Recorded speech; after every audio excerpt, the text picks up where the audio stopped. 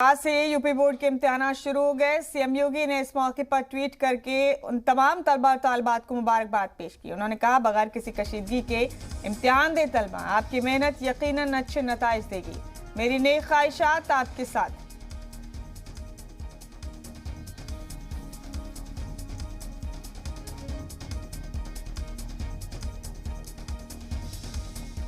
इन्हें ख्वाहिशात पेश की यूपी के सीएम योगी आदित्यनाथ ने। उन्होंने कहा कि बगैर किसी कशीदगी के, बगैर किसी डिप्रेशन के एग्जाम दें तलबा और तालिबात। मेरी नेक ख्वाहिशात आपके साथ हैं, आपकी मेहनत यकीनन रंग लाएगी।